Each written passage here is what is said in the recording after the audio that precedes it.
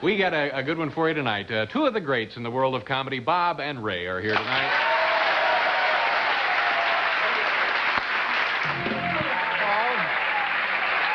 Hi there. You folks have joined us on a fine evening. My first two guests tonight are two of the funniest and most respected performers in all of comedy over the years. They've created their own alternate universe full of slightly twisted characters. It's an honor to welcome them back to our show. Please now say hello to Bob and Ray. Thank you. Every Christmas, the bookstores seem to be full of bigger and bigger volumes. We don't get a chance to look them all over, and for you history fans in particular, we've spotted a book this year that hasn't even been reviewed, and we'd like to recommend it to you to look over and see what you think of it. The author is here with me, and he has signed our guest card. Can't make out that too. Bonfiglio L. Rumpelmeyer. Is that? No, I have terrible handwriting. What is your name? Alfred E. Nelson. All right. Now, this book is entitled That's it. The History of the United States. Yeah. It's a big book. It's got a lot of pages. It's heavy, isn't it? It's a complete history of the United States. And I started this project last February and got it through just in time for the Christmas season. Do it all yourself, did you? Well, my wife helped me. I think rushing that way to get a book this size out may have presented some complications. It's profusely illustrated. Yes, we have lots of wonderful pictures in there, and I see some of them blown up. We have here. some at random here we'd like to show. Now, here you have... is that better? Yeah, that's it. You have Abraham Lincoln riding to his inauguration in an automobile. That's the first time. That's the first time I noticed that. First time. Was that in the book? Yeah, that's one of the things we blew up at random. Wow. You didn't check on it or anything about Well, that. I tell you, when I start on a project, I sit down at the typewriter and I just go, and everybody knows. So what? What's the big thing about it? Well, all right. Now let's. Who cares? The big thing. Now here's another one. Sure. You have the father of our country. Well, there he is. But you have his name. Nelson Washington. Well, that's a Freudian slip. That's my last name. Well, look, why do they put rubber on the end of pencils, you know? I know. mean, you're going to sit here and nitpick this whole book? You would think that... Look at all the pages I got here. I know You have, that, what, 4 pictures? Pages aren't everything. I mean, you thought you would have picked that up when you proofread the book. You did proofread it, didn't you? No, I just skimmed through it fast to see if they're all there. I think you had the publisher of... Poor Richard's Almanac was Benjamin French.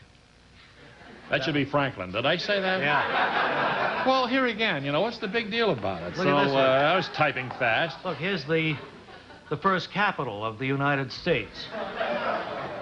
That's a mistake. That certainly is. Not only Bailey's, but yours. Right, sure. Now, when did these errors first come to your attention, After the Mr. book was Nelson? published, some of my friends started to call me on the phone and kind of make a monkey out of me, you know. Said, well, Nelson, you've done it again, you know. Kind of joking around with you in a way. Right, sure. Here's another example of your sloppy work.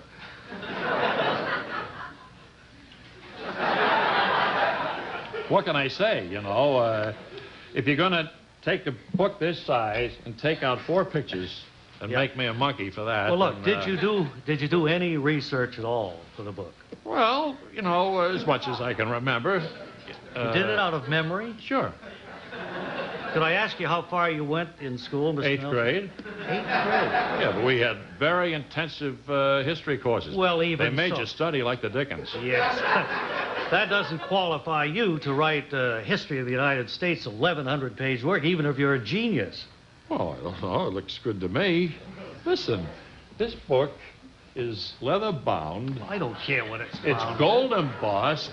It will look beautiful on anyone's coffee table. The worst part of it all, Mr. Nelson, is I understand it sells for $89.95. Right.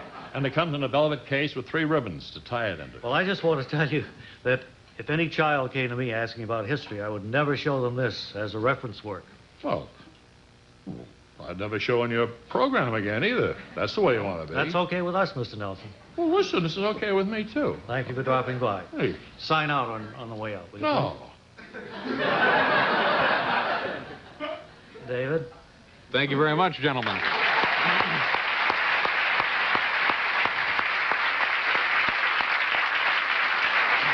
Bob, nice to see you again, sir. Very nice to see you, sir.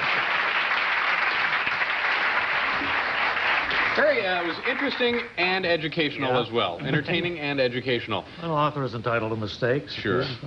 In all of the years that you gentlemen have been performing, and I don't mean to make it sound like it's, yeah. Have you ever worked in Las Vegas? No, never have. Ever had any desire to work in Las Vegas? No, never had that desire either. No. You ever worked in nightclubs? We had one disaster at what was it, at the town casino in Buffalo, which is no longer there, I guess. That was right after we came to NBC.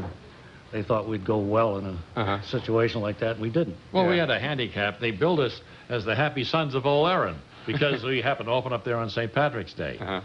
So we weren't the Happy Sons of Old Erin, although I am Irish descent. They also billed us with Billy Ward and the Dominoes, just as rock and roll was beginning to take over. So it wasn't too compatible. No, okay.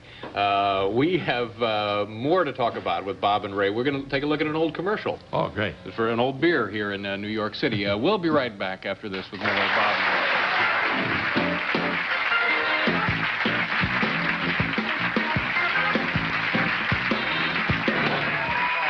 Welcome back to the show. Bob and Ray are here. And I mentioned a beer commercial that you gentlemen did. What was the beer? Still in production? Fields beer, yeah. And essentially a New York State beer, New York City beer? Well, it was mostly in the East, Massachusetts, New York, Philadelphia area. And was this some sort of breakthrough advertising or a new idea for these folks? Well, it was the first soft sell in television advertising, actually. Fields beer. It was the first commercial that attempted to sell a product with a little bit of humor. And they used about 3/4 of the time for animation, for entertainment, really. Yeah. And we were the voices. What year was this approximately that you first... About 54, 1954. All right, and we have an old commercial. Is there anything that you gentlemen should explain to us before we take a look at this? Well, this was a result of a lot of letters that they this? received. This is Bert's Offenses. Oh, yeah, right. And Bert had been, he was the shorter of the two. He'd been kind of raucous and kind of got on a few people's nerves to the point of their writing, and this was to calm them down. So people actually responded to this commercial, and then this commercial was produced. Interesting enough that the Peel's Brewery at that time ran ads in the paper and TV guide stating the time of day that the people could tune in to see these commercials, which is unheard of, actually. So this was a very popular... very popular commercial. Did they sell a lot of beer as a result of this deal? They must have. They ran for 8 years. Yeah. Okay. Now, is this black and white, I'm guessing? Yeah, that's black and white. white. All right. We're going to take a look here now at I guess, a 30-second, 60-second commercial for Peel's Beer with Bob and Ray. This is Bert Peel. And this is Harry Peel. Peel's tastes best of all because it's driest of all. Remember that, viewers. Peel... Excuse me, Bert. Friends, my brother is so enthusiastic over our wonderful beer that, well, sometimes, without meaning to, he offends an occasional viewer. Offends? Well, I'm sorry, Bert. We've had some letters, and a lady in New Jersey said that you... I'm sorry. You go ahead. No. I've tried to tell people how delicious our beer is, how it will bring happiness into their nice homes. Somehow I've offended. You tell them, Harry. They like you. You're personable. I'm offensive. Goodbye, consumers. Well, I'm sorry he's so sensitive. I never should have... Bert! Bullseye!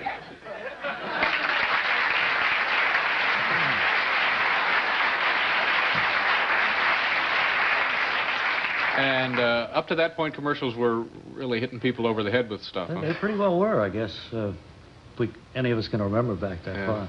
Sure. Now, fight dandruff 12 effective ways. 1, 2, and then they list 12 ways to fight dandruff. Not the beer, of course.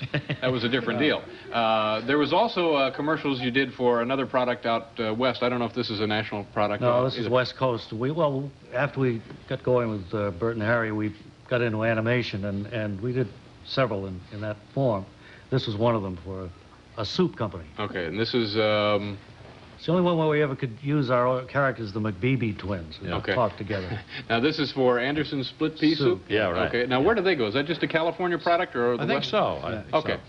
Take a look again. You know the date on this? And here with me are the non-identical twins, Happy and Pee-wee. Hiya, soup fans everywhere. The gentlemen here are going to demonstrate how we split peas for our soup rather than crush them and lose the flavor. You notice the rather intricate machinery, the pea soup, the pea sorter. And I thought so, that one was a dud. That's right, an automatic reject feature of the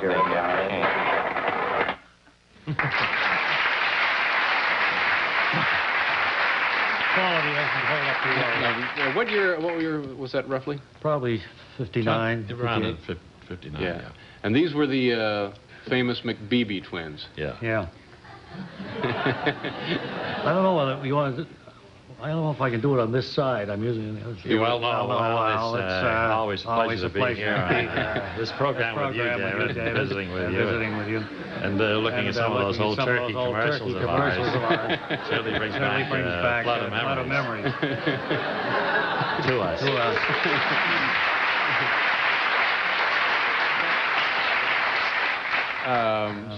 Is that... Oh. I'm sorry. Oh, I was going to... What do you gentlemen have coming up now? Well, I'm going to do some more public radio that we did a bit of this past year. I'll do more of that this spring. Mm-hmm. Putting another book together. Hope to have that out for next Christmas. By Alfred Nelson. Kind of a follow-up Yeah. to the work you already did. Now tell me about the Bob and Ray train going around. What was that? Oh, the trophy train. The trophy train, yeah. Well, we had that all summer over at the museum here. We told you about that last time we were here. Yeah, and what were some of the items people could come and see when the train came to their town? Most of them were yours. Oh, my confirmation suit, my glove when I was in the 8th grade, my first baseman's mitt. High school graduation. Yeah. I had mine in there. Geez, that's exciting. It is. Yeah. We had all Oh, you could see everything in 48 seconds. Oh, wow. Kept moving. And probably a real moneymaker for you guys, huh? Yeah, no, not a cent. Thank you very much for being back here, gentlemen, and have a good new year, as it were. Same Bob to and you. Ray, Thank ladies you. and gentlemen. Thank you. We'll be right back after station identification.